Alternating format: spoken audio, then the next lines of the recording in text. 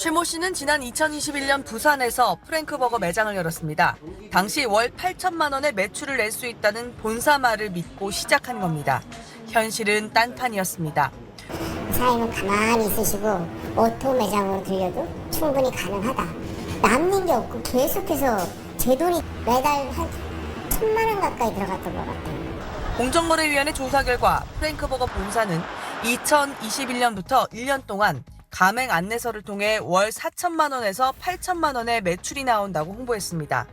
그런데 이 수치는 서울 주요 상권에 위치한 한 개 점포에 단 4개월치 매출만을 근거로 한 거였습니다. 6개월 이상 영업한 13개 매장의 월 평균 매출액을 다시 산출했더니 3,300만 원 정도에 불과했다는 게 공정위의 설명입니다. 또 포장과 배달 판매 비중이 70%에 달하지만 포장비와 배달비를 운영비에서 제외해 영업이익률을 과장한 사실도 확인됐습니다. 이런 정보를 믿고 창업한 점주들은 포크와 나이프, 빨대 등 13개 품목을 본사에서만 구입해야 했습니다.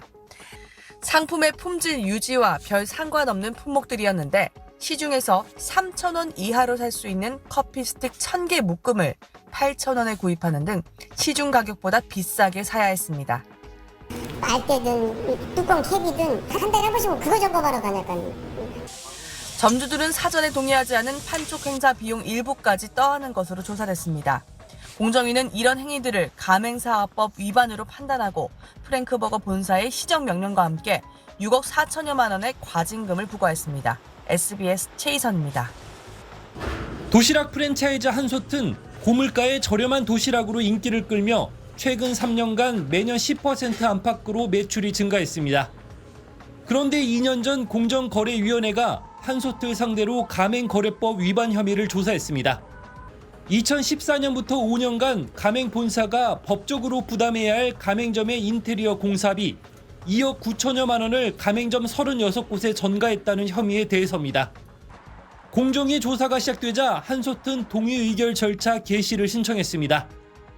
동의 의결이란 가맹사업자 스스로 신속하게 피해 구제를 이행하면 공정위가 법 위반 여부를 따지지 않는 제도입니다.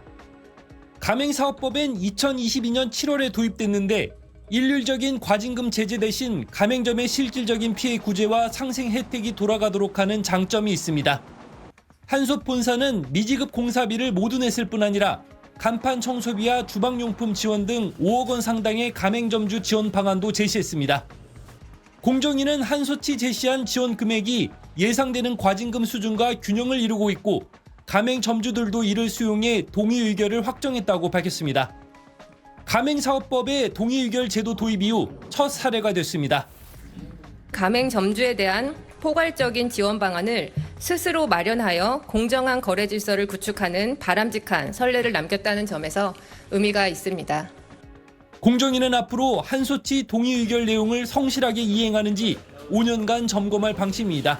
SBS 인터뷰입니다. 다음 소식입니다. 샌드위치를 주로 파는 프랜차이즈 업체 에그드랍 본사에 몇 년 전 갑질 논란이 불거진 적이 있었습니다. 점주들에게 사전 협의도 없이 월 매출의 일부를 광고비로 내라고 요구했단 겁니다. 당시 가맹점주들이 부당함을 호소하면서 본사 앞에서 기자회견까지 벌이기도 했었는데요. 최근 이에 대한 공정거래위원회의 판단이 나왔습니다.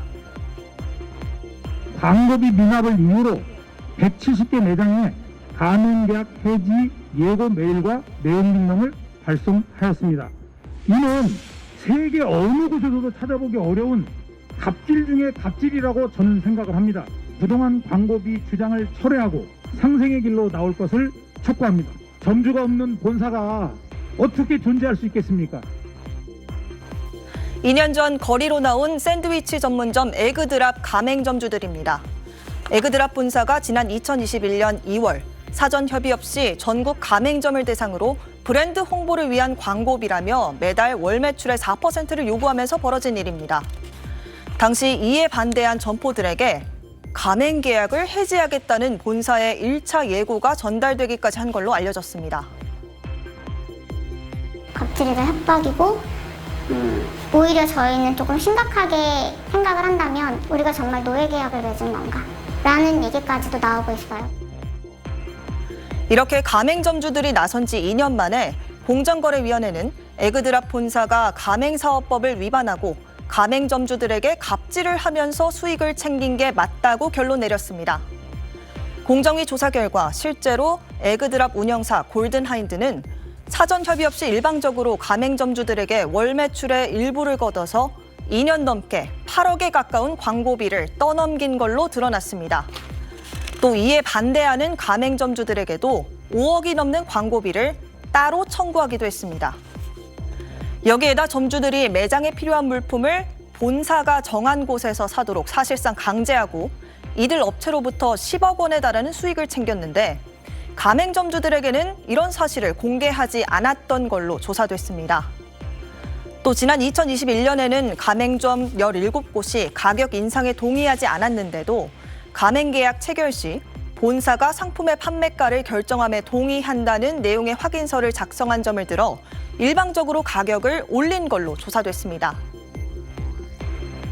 공정위는 에그드랍 본사가 이렇게 가맹점주를 대상으로 갑질을 했다고 결론 짓고 4억 200만 원의 과징금을 부과하고 검찰에 고발하기로 했습니다. 지금까지 뉴빌더 전연남이었습니다.